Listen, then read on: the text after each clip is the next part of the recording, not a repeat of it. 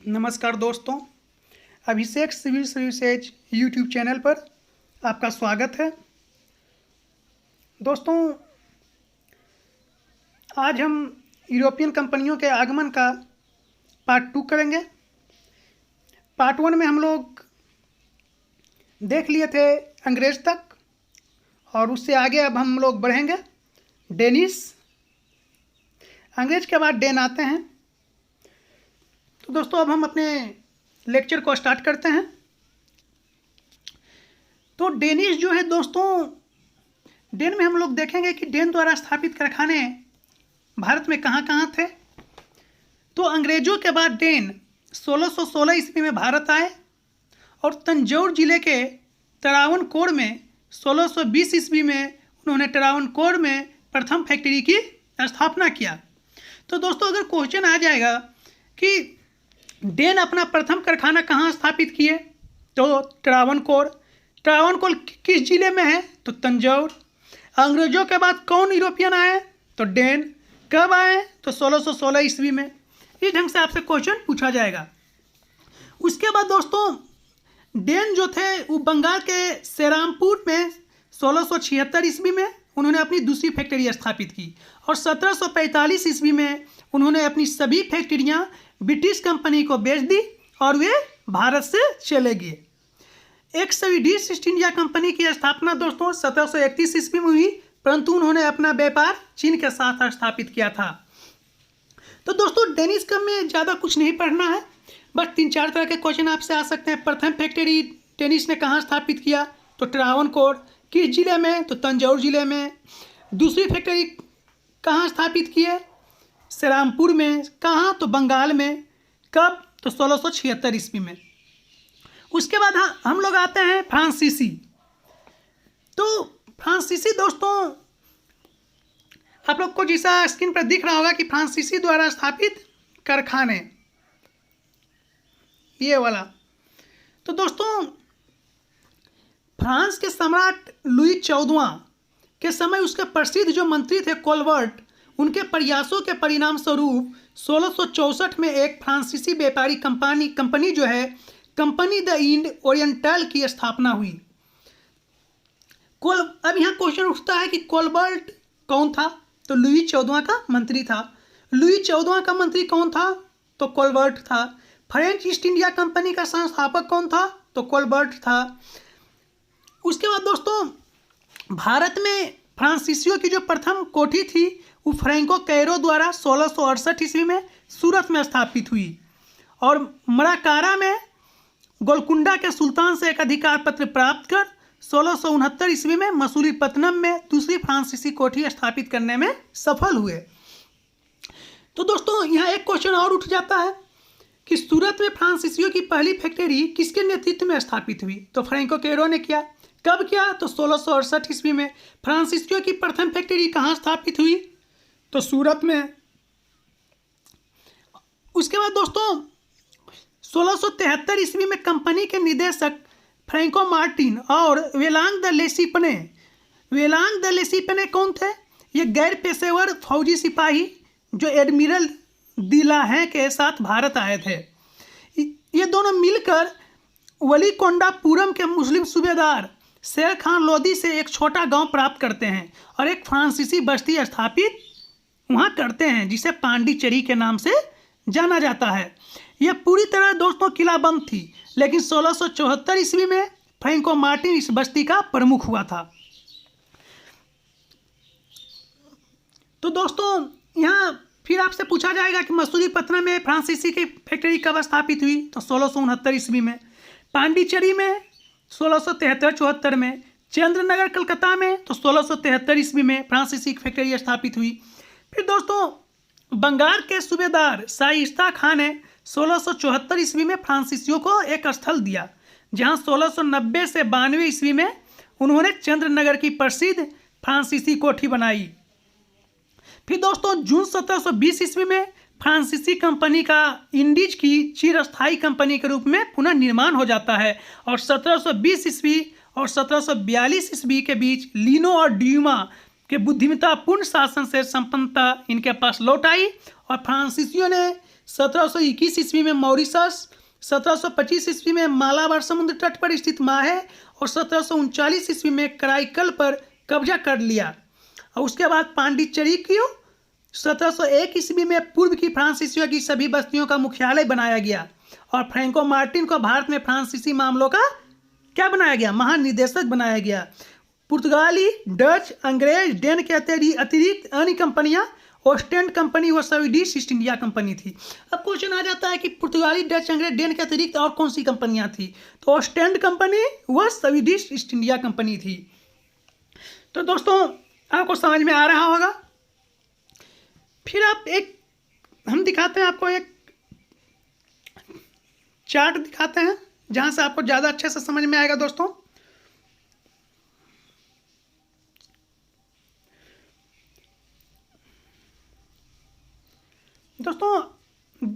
आपको हम यूरोपियों के भारत आगमन का क्रम को बताए थे। यूरोपियों के भारत आगमन का क्रम जो एक चार्ट के माध्यम से हमने आज दिखाने का प्रयास किया है। डेनिश, फ्रांसीसी, इस ढंग से।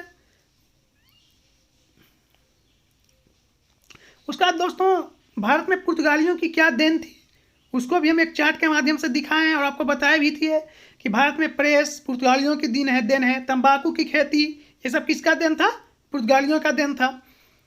फिर डचों द्वारा भारत से निर्यात की जाने वाली वस्तुएं क्या क्या थी ये सब भी हम कल डिस्कस कर चुके हैं दोस्तों। सूती वस्त्र, सोरा, अफीम, नील, कच्चा रेशम और चावल। क्योंकि फ्रांसीसी के बाद हम जब आंग्ल फ्रांसीसी संघर्ष स्टार्ट करने से पहले एक बार हम चाहते हैं कि आप लोगों का रिवीजन हो जाए, एक बार आप लोग अपनी सरसरी निगाहों से देख लें। फिर दोस्तों डचों द्वारा भारत में स्थापित फैक्ट्रियाँ कौन कौन सी थी वो स्क्रीन पर आपको दिखाई दे रहा होगा। 1605 ईस्वी में मसूलीपट्टनम आंध्र प्रदेश, 1606 में पोतोबोली आंध्र प्रदेश, 1610 ईस्वी में पुलिकट, 1616 ईस्वी में सूरत, 1627 ईस्वी में पिपली, 1653 ईस्वी में चिंसुरा, 1658 ईस्वी में कासिम बाजार, बालासोर एवं नेगापत्तनम। तो दोस्तों इस प्रकार से हम लोग आपको समझाने का हम प्रयास करेंगे। आपको दिखाई दे रहा होगा दोस्तों।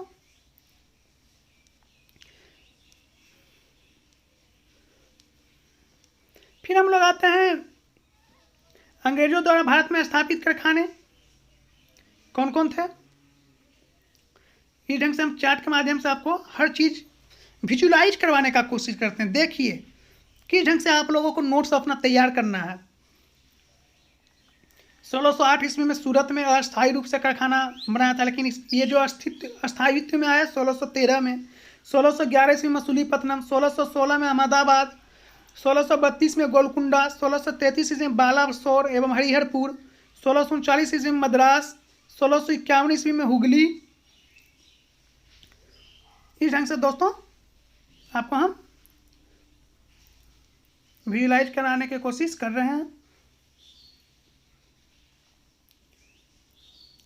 आप चाहें तो इसे नोट डाउन भी कर सकते हैं। अब हम लोग आते हैं आंग्ल फ्रांसीसी संघर्ष, कर्नाटक का प्रथम युद्ध। दोस्तों जब अंग्रेजों ने कंपनी, यहाँ एक क्वेश्चन हम आपसे पूछना चाहते हैं, उसके बाद आगे हम बढ़ते हैं। स्वाली में पुर्तगालियों के जहाजी बेड़े को किसके नेतृत्व में अंग्रेजों ने परास्त किया था, तो यहाँ कैप्टन मिडल्टन। कब, 1611 ईस्वी में। फिर आपसे क्वेश्चन यहाँ एक और पूछा जा सकता है, आपको हम बता चुके हैं कि किसके नाम से जब 1600 में ब्रिटिश इंडिया कंपनी बनी उस समय मुगल शासक कौन थे, तो अकबर थे। लेकिन जब ब्रिटिश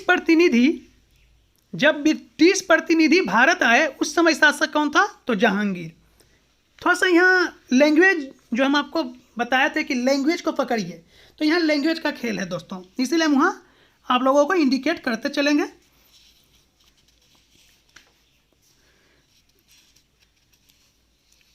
अब हम लोग आते हैं आंग्ल फ्रांसीसी संघर्ष पे, कर्नाटक का युद्ध।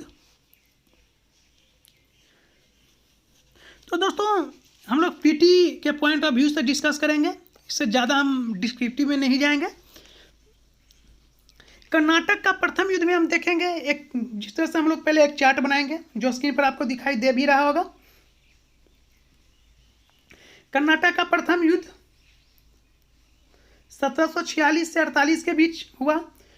तो इसका पहले हम देखेंगे कालक्रम क्या था, फिर देखेंगे इसका कारण क्या था, इसका परिणाम क्या हुआ और किस संधि के तहत यह युद्ध समाप्त हुआ। इसके बीच एक सेंट थोमे का युद्ध भी होता है 1748 ईस्वी में, इसका क्या कारण था, इसका क्या परिणाम हुआ देखेंगे। पीटी में आपसे 5-6 तरह का इससे क्वेश्चन बनेगा। कर्नाटक का प्रथम युद्ध कब हुआ, इसका कारण क्या था, परिणाम क्या हुआ और किस संधि के तहत यह समाप्त हुआ। उसी तरह से दोस्तों हम देखेंगे कर्नाटक का द्वितीय युद्ध भी कब हुआ, कारण क्या था, परिणाम क्या हुआ, संधि किस संधि के तहत समाप्त हुआ, और इसके अंतर्गत एक युद्ध होता है अंबुर का युद्ध। उसी तरह हम फिर कर्नाटक का तृतीय युद्ध के बारे में डिस्कस करेंगे। इसका कालक्रम क्या था, कारण क्या था, परिणाम क्या हुआ और किस संधि के तहत समाप्त हुआ। इसके अंतर्गत भी एक युद्ध होता है वांडियावास का युद्ध, वांडीवास का युद्ध 22 जनवरी 1760 ईस्वी में। उसके बाद हम लोग फिर विविध पे आ जाएंगे दोस्तों। तो हम आते हैं एक चार्ट के माध्यम से हम समझने का कोशिश करते हैं। कर्नाटक के युद्ध, प्रथम कर्नाटक युद्ध दोस्तों 1746-48 ईस्वी में हुआ था। थोड़ा सा हम समझते हैं इसको। यह युद्ध जो था दोस्तों, कर्नाटक का युद्ध, वो ऑस्ट्रिया की उत्तराधिकार युद्ध का विस्तार मात्र था। दोस्तों युद्ध की पहल जो है अंग्रेजों की तरफ से हुई थी, कर्नाटक का प्रथम युद्ध। इसका कारण जो है ऑस्ट्रिया का उत्तराधिकार था। अंग्रेज नौसैनिक अधिकारी बार्नेट ने फ्रांसीसी के नौसैनिक बैरक पर कब्जा कर लेता है और उसके पश्चात डुप्ले ने मॉरिशस के फ्रांसीसी गवर्नर ला बुल्डोने से सहायता मांगता है और ला बुल्डोने और डुप्ले के अधीन फ्रांसीसियों ने मद्रास पर कब्जा कर लिया। तो दोस्तों यहाँ आपसे एक क्वेश्चन पूछ सकता है कि कर्नाटक का प्रथम युद्ध कब हुआ, तो 1746 से 48 के बीच। युद्ध का पहल किसके तरफ से किया गया था, तो अंग्रेज के तरफ से। बार्नेट के नेतृत्व में अंग्रेजी नौसेना ने कुछ फ्रांसीसी जलपोत को पकड़ लेते हैं और डुप्ले ने कर्नाटक के नवाब से अपने जहाज़ों की सुरक्षा की प्रार्थना करते हैं, लेकिन अंग्रेजों ने नवाब की किसी बात पर गौर नहीं करता है। परिणाम स्वरूप डुप्ले जो है मॉरिशस के फ्रांसीसी गवर्नर ला बुल्डोने से सहायता मांगते हैं और ला बुल्डोने जो है अपने 3000 सैनिकों के बेड़े के साथ कोरोमंडल तट पर पहुंच गया और मद्रास पर क्या करता है, अधिकार कर लेता है और फ्रांसीसियों ने भूमि और समुद्र दोनों को घेरा डाल दिया। लेकिन दोस्तों यहाँ ला बुल्डोने का विचार जो है अंग्रेजों से फिरौती लेने का था, इसलिए उसने 40,000 पाउंड लेकर मद्रास अंग्रेजों को लौटा दिया। लेकिन डुप्ले ने नगर को पुनः फिर से क्या करता है, जीत लेता है और फ्रांसीसियों द्वारा मद्रास को घेर लिए जाने के बाद अंग्रेज ने नवाब का संरक्षण चाहा, लेकिन नवाब ने फ्रांसीसियों को मद्रास का घेरा उठा लेने को कहा। तो दोस्तों इतना हम लोग डीप में नहीं जाएंगे, डायरेक्ट हम लोग टू द पॉइंट आते हैं। तो यहाँ एक क्वेश्चन बनेगा आपसे कि कर्नाटक का प्रथम युद्ध कब हुआ, तो 1746 से 48 ईस्वी के बीच। इसका कारण क्या था, तो ऑस्ट्रिया का उत्तराधिकार। किसके तरफ से युद्ध की पहल किया गया था, तो अंग्रेजों के तरफ से। उसमें अंग्रेज नौसैनिक अधिकारी कौन थे, तो बार्नेट थे। फ्रांसीसी के नौसैनिक पर जब कब्जा कर लेता तो डुप्ले जो कहाँ के गवर्नर से सहायता मांगते हैं, मॉरिशस के फ्रांसीसी गवर्नर, किससे, ला बुल्डोने से। फिर इसी बीच नवाब ऑफ कर्नाटक अनवारुद्दीन ने इस युद्ध में हस्तक्षेप करता है और परंतु फ्रेंच कैप्टन पैराडाइज ने महफूज खां के अधीन नवाब की सेना को क्या करता है, सेंट थोमे के युद्ध में पराजित कर देता है। हम यहाँ देखे थे एक चार्ट के माध्यम से कि कर्नाटक युद्ध के अंतर्गत एक सेंट थोमे का युद्ध भी आता है 1748 ईस्वी में। कर्नाटक के युद्ध में सेंट थोमे का युद्ध सर्व प्रमुख युद्ध है दोस्तों। यह युद्ध जो है फ्रांसीसी सेना एवं नवाब अनवारुद्दीन के सेना के बीच लड़ा गया। तो आपसे क्वेश्चन आएगा कि सेंट थोमे का युद्ध कब हुआ, 1748 ईस्वी में। यह युद्ध किसके किसके बीच लड़ा गया, फ्रांसीसी सेना एवं नवाब अनवारुद्दीन के सेना के बीच। फ्रांसीसी सेना का नेतृत्व कौन कर रहा था, तो फ्रेंच कैप्टन पैराडाइज ने। और फिर आपसे पूछेगा कि नवाब अनवारुद्दीन के सेना के बीच लड़ा गया, लेकिन नवाब अनवारुद्दीन की तरफ से नेतृत्व कौन कर रहा था, तो महफूज खां। तो लैंग्वेज पकड़िएगा, यहाँ लैंग्वेज घुमा सकता है। पूछ देगा आपको कि अगर फ्रांसीसी की तरफ से फ्रेंच कैप्टन पैराडाइज ने किसके अधीन नवाब की सेना को पराजित किया, तो महफूज खां के अधीन नवाब की सेना को पराजित किया। फिर दोस्तों हम देखेंगे यहाँ कि प्रथम कर्नाटक युद्ध जो है का कारण ऑस्ट्रिया उत्तराधिकार का प्रश्न एवं अंग्रेज एवं फ्रांसीसियों में अमेरिका में युद्ध, स्क्रीन पर दिखाई दे रहा होगा आपको। समाप्ति किस संधि के तहत समाप्त होता है, तो 1748 ईस्वी में एक सापेल की संधि के तहत प्रथम कर्नाटक युद्ध का अंत होता है। इसका परिणाम क्या हुआ था दोस्तों, अंग्रेज एवं कर्नाटक के नवाब की पराजय, स्पष्ट रूप से दिख रहा होगा। फिर हम लोग आएंगे कर्नाटक के द्वितीय युद्ध। कर्नाटक के द्वितीय युद्ध में क्या क्या हुआ दोस्तों, कर्नाटक के द्वितीय युद्ध में निजाम उल मुल्क आसफ जाह की मृत्यु 1748 ईस्वी में हो जाती है और इसके उत्तराधिकार के लिए संघर्ष होता है। संघर्ष क्या हुआ, प्रारंभ हो जाएगा और उसी समय चंदा साहब को मराठों द्वारा रिहा कर दिया गया।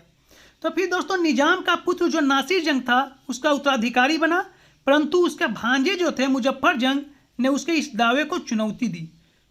और दूसरी ओर कर्नाटक के नवाब अनवारुद्दीन तथा उनके बहनोई चंदा साहब के बीच विवाद प्रारंभ हो जाता है और डुप्ले जो है इसी अनिश्चित अवस्था से राजनीतिक लाभ उठाने की सोचता है तथा मुजफ्फर जंग को क्या करेगा, हैदराबाद का निजाम तथा चंदा साहब को कर्नाटक का नवाब बनाने के लिए अपनी सेनाओं के द्वारा सहायता देने का वचन करता है। तो दोस्तों यहाँ पहला प्रश्न उठेगा आपसे, द्वितीय कर्नाटक युद्ध कब हुआ, तो 1748 से 54 के बीच। नासिर जंग कौन था, मुजफ्फर जंग का भतीजा था। इसका कारण क्या था, तो कर्नाटक और हैदराबाद में उत्तराधिकार की समस्या थी। हैदराबाद की गद्दी के लिए कौन कौन दावेदार थे, तो नासिर जंग और मुजफ्फर जंग। नासिर जंग कौन था, तो निजाम का पुत्र था, आप नोट डाउन करते भी चल सकते हैं। मुजफ्फर जंग कौन था, तो अनवरुद्दीन का बहनोई था। नासिर जंग के समर्थन में कौन थे, अंग्रेज थे, और मुजफ्फर जंग के समर्थन में कौन थे, तो फ्रेंच थे। फिर हम आएंगे, ये तो हैदराबाद की गद्दी के लिए दो दावेदार थे।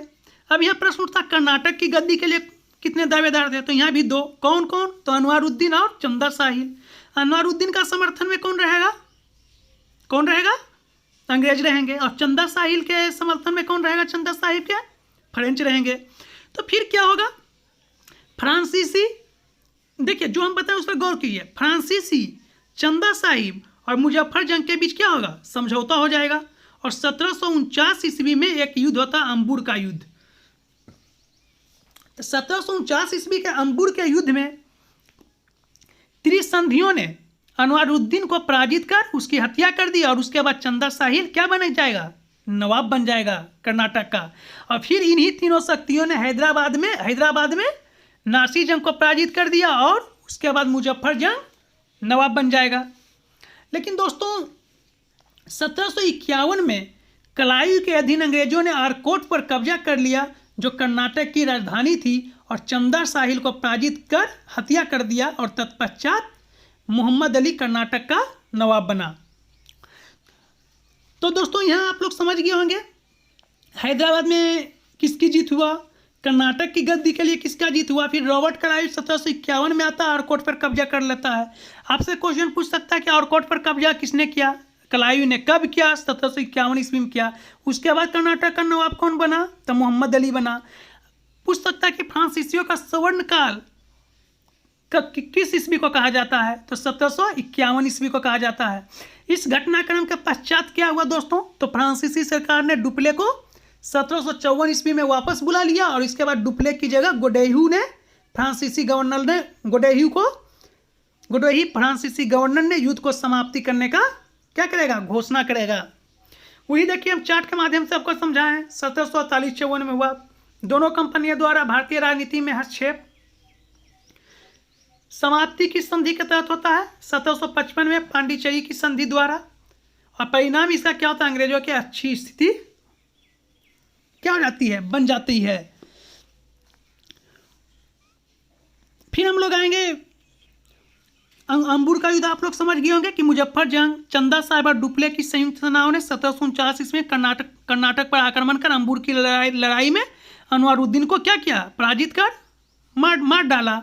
और अनवारुद्दीन का पुत्र एवं उत्तराधिकारी जो मोहम्मद अली ने भागकर तिरुचिनापल्ली के दुर्ग में शरण ली थी, कर्नाटक का शेष भाग चंदा साहब के अधिकार में आ गया। इसके बाद अर्कॉट को अपनी राजधानी बनाकर शासन करना आरंभ कर देता है। फिर चंदा साहब ने फ्रांसीसियों को पांडिचेरी के पास 80 गांवों का अनुदान दिया और डुप्ले जो था वो चंदा साहब को तिरुचिनापल्ली का घेरा डालने को कहा था। तो इतना डीप में हम लोग नहीं जाएंगे, टू द पॉइंट आएंगे, ये समझाने के लिए हम लोग बोल देते हैं। तो यहाँ से बस आपको 2-3 क्वेश्चन आएंगे कि द्वितीय कर्नाटक युद्ध कब हुआ, इसका कारण क्या था, समाप्ति किस संधि के तहत हुआ और परिणाम क्या हुआ। अब हम लोग आते हैं कर्नाटक का तृतीय युद्ध जो 1756 से 63 के बीच हुआ। इसका कारण क्या था, यूरोप का सप्तवर्षीय युद्ध किस संधि के तहत समाप्त हुआ, 1763 के पेरिस की संधि द्वारा। इसका परिणाम क्या हुआ, अंग्रेजों की विजय। तो यहाँ हम लोग क्या देखेंगे तृतीय कर्नाटक युद्ध में, कारण क्या था, सप्तवर्षीय युद्ध जो यूरोप में हो रहा था ब्रिटेन और फ्रांस के बीच।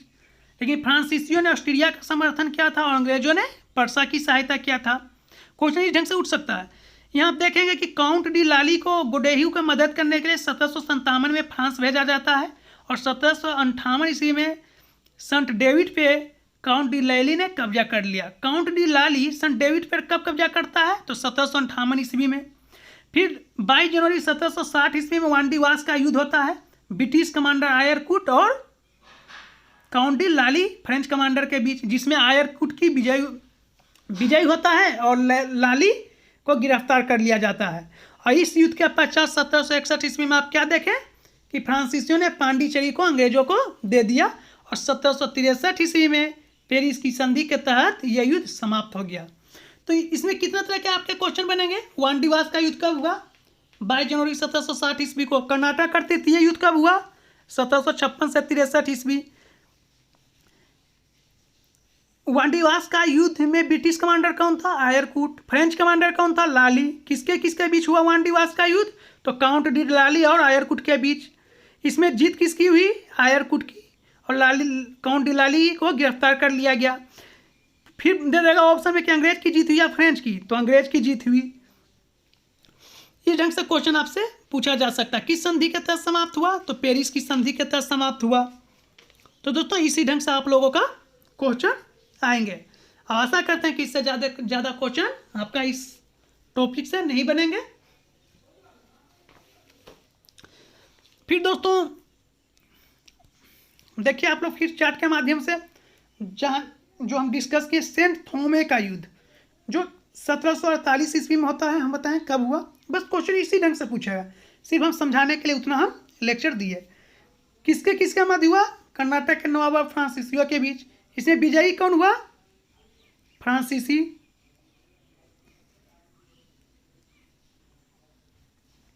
फ्रांसीसी विजय होता है दोस्तों। अंबुर का युद्ध कब हुआ, 1749 ईस्वी में।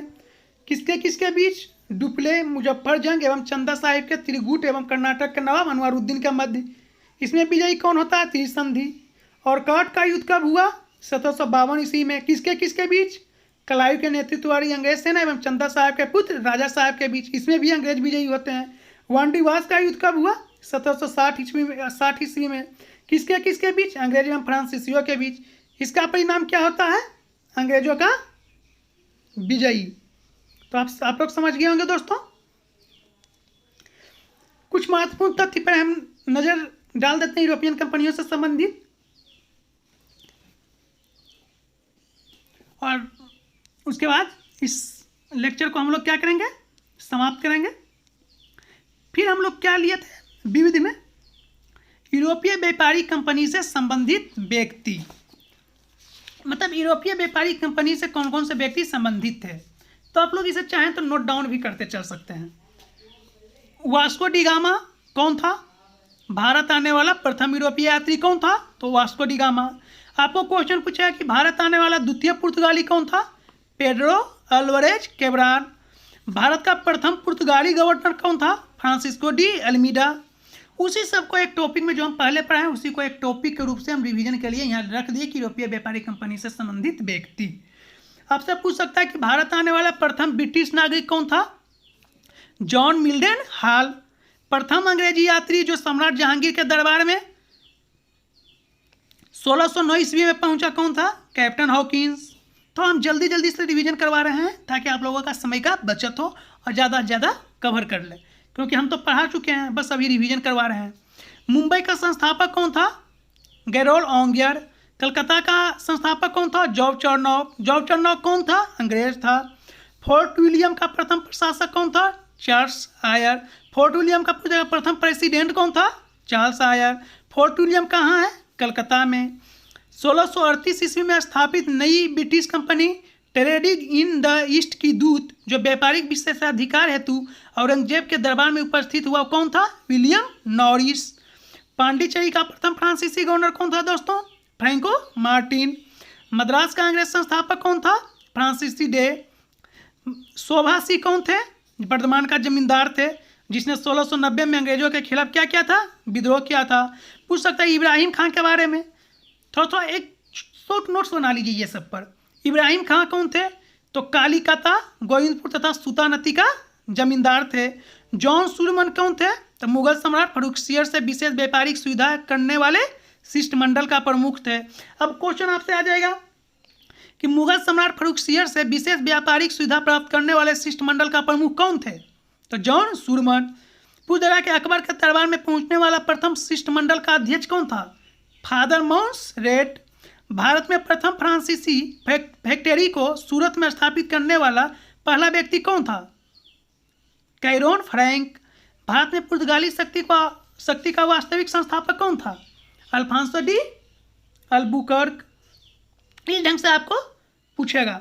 पूछ सकता है कंपनियों का भारत आगमन का क्रम, जो बता चुके हैं, फिर से रिवीजन करवा रहे हैं तो बता दें। पुर्तगाली, डच, ब्रिटिश, डेनिश, फ्रांसीसी और उसके बाद में देख दो स्वीडिश। ईस्ट इंडिया कंपनी का स्थापना किसके समय में हुआ? 1600 ईस्वी में। उसमें शासक मुगल शासक कौन था? तो अकबर। 1608 ईस्वी में जब ईस्ट इंडिया कंपनी का प्रतिनिधि आता है उसमें मुगल शासक कौन रहते हैं? जहांगीर। अब यहाँ एक क्वेश्चन आप लोगों के मन में उठ रहा होगा कि फैक्ट्री से क्या तात्पर्य है?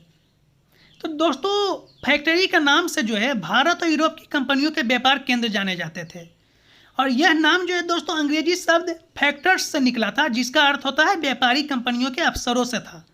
जिन स्थलों पर दोस्तों खरीद बिक्री के लिए फैक्टर्स रखे जाते थे उन्हें क्या कहा जाता था? फैक्ट्री। अगर कोई पूछ दे आपसे कि अंग्रेजों से पूर्व भारत आने वाले विदेशी कौन थे? तो यूनानी, ग्रीक थे, शक, कुषाण, हून, अरब, तुर्क, अफगान और मुगल। एनिशिएंट हिस्ट्री में हम थोड़ा सा बात कर लिए। ईस्ट इंडिया कंपनी के बारे में थोड़ा सा जान लीजिए। इसकी स्थापना कब हुआ? 31 दिसंबर 1600 ईस्वी में। इसका उपनाम क्या था? John company. मुख्यालय कहाँ था? लंदन। इस ढंग से आपको शॉर्ट नोट्स बनाना है। जो हम बोल रहे हैं दोस्तों उसको आप लोग आशा करते हैं नोट डाउन करते चल रहे होंगे ताकि एग्जाम में आपको सुविधा हो क्वेश्चन को हल करने में। फिर दोस्तों हम लोग बात किए यूरोपीय वाणिज्य का आरंभ। यूरोपीय वाणिज्य के आरंभ पे बात करते हैं दोस्तों। तो आप लोग देखे होंगे कि 1486 ईस्वी में पुर्तगाली यात्री बार्थोलोमियो डियाज का केप ऑफ गुड होप तक पहुंचना। 1498 ईस्वी में फिर देखे होंगे पुर्तगाली नाविक यात्री वास्को डी गामा का भारत के कालीकट बंदरगाह पर आगमन होता है। फिर आप देखे होंगे 1501 ईस्वी में वास्को डी गामा की दूसरी भारत यात्रा। ये सब हम डिस्कस कर चुके हैं, यहाँ रिवीजन करवा रहे हैं। 1503 ईस्वी में पुर्तगाली गवर्नर अल्फांसो डी अल्बुकर्क का भारत में आगमन। 1510 ईस्वी में अल्बुकर्क ने गोवा को बीजापुर से छीना। 1530 ईस्वी में पुर्तगालियों की भारत की राजधानी कोचीन से गोवा स्थानांतरित कर दी जाती है। 1534 ईस्वी में क्या होता है? पुर्तगालियों की नीनू डू कुन्हा के नेतृत्व में गुजरात के बहादुर शाह से दीन व बसीन की प्राप्ति। 1599 ईस्वी में स्थल मार्ग से अंग्रेज साहसी व्यापारी मिल्डन हॉल का भारत में आगमन होता है। 1599 ईस्वी में ही क्या होता है? फिर अंग्रेजी व्यापारी कंपनी मर्चेंट एडवेंचर्स की स्थापना। डच ईस्ट इंडिया कंपनी की स्थापना 1602 ईस्वी में होती है। टॉम सुरो का जहांगीर के दरबार में आगमन कब होता है? 1615 ईस्वी में। पुर्तगाल ने बंबई का क्षेत्र ब्रिटिश शासक चार्ल्स द्वितीय को कब दे दिया? 1661 ईस्वी में। फ्रांसीसी ईस्ट इंडिया कंपनी की स्थापना कब होती है? 1664 ईस्वी में। जॉर्ज चरनॉफ द्वारा कलकत्ता शहर की स्थापना कब होती है? 1690 ईस्वी में। वेदरा का युद्ध, जिसमें अंग्रेजों ने डचों को पराजित कर भारतीय व्यापार से बाहर कर दिया, कब हुआ? 1759 में। वांडीवास का युद्ध, जिसमें अंग्रेजों ने फ्रांसीसियों को पराजित कर भारत से बाहर कर दिया, 1760 ईस्वी में।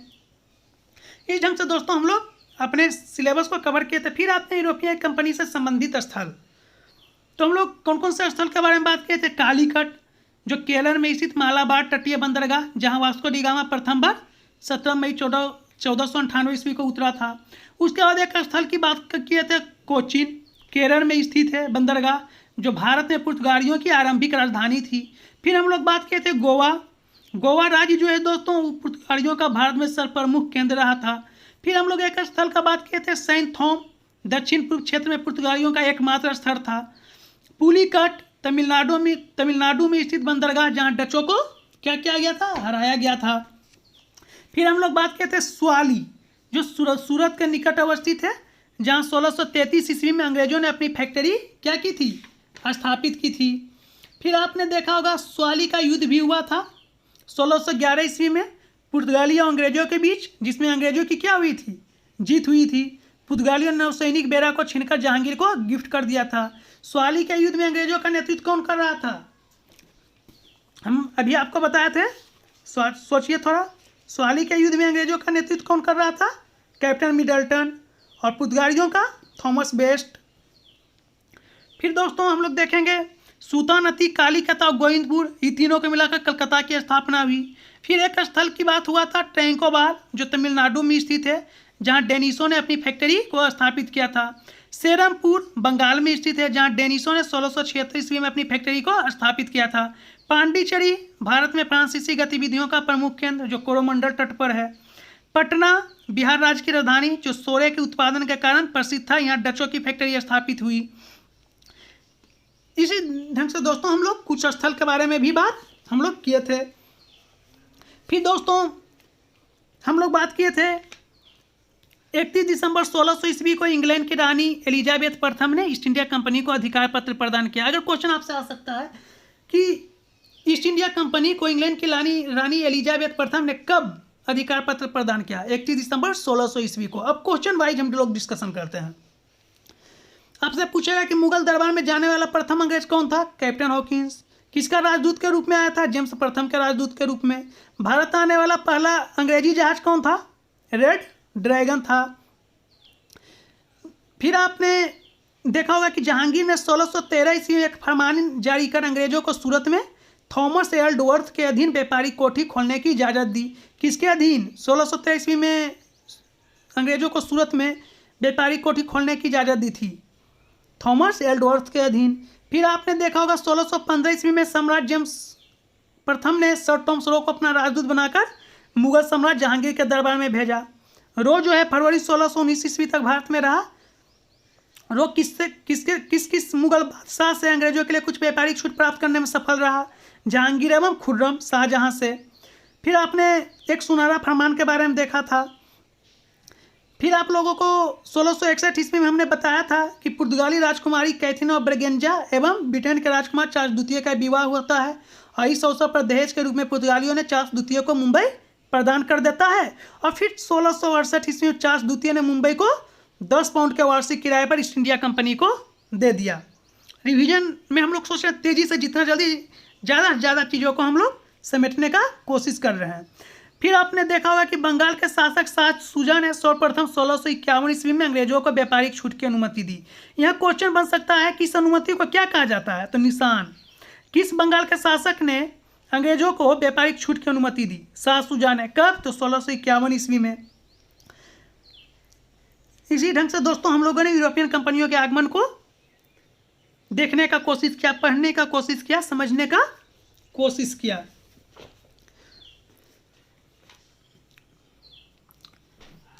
कुछ क्वेश्चन हम लोग कर लेते हैं। पुर्तगालियों ने किसकी अनुमति से हुगली में कारखाना स्थापित किया था? आप लोग सोचिए, या तो लिखते जाइए, सोचिए कि आप सही हैं या गलत। पुर्तगालियों ने किसकी अनुमति से हुगली में कारखाने स्थापित किए? तो अकबर की अनुमति से। बंदेल में शाहजहां की अनुमति से। पुर्तगाली जो है दोस्तों मालाबार और कोंकण तट से सर्वाधिक काली मिर्च का निर्यात करते थे। मालाबार तट से अदरक, दालचीनी, चंदन, हल्दी, नील आदि का निर्यात करते थे। भारत के साथ संबंध स्थापित करने वाला प्रथम यूरोपीय कौन था? तो पुर्तगाली था।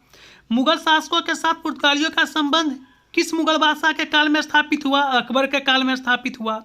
कोचीन में पुर्तगालियों ने अपनी पहली फैक्ट्री कब स्थापित की? तो 1503।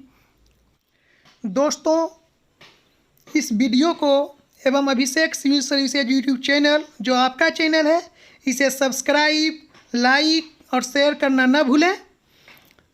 एवं इस वीडियो से संबंधित PDF प्राप्त करने के लिए आप प्रतीक सर से संपर्क कर सकते हैं, जिनका कॉन्टैक्ट नंबर है 9693311799। उनसे संपर्क करके आप इस वीडियो से संबंधित या किसी भी वीडियो से संबंधित PDF प्राप्त कर सकते हैं। धन्यवाद।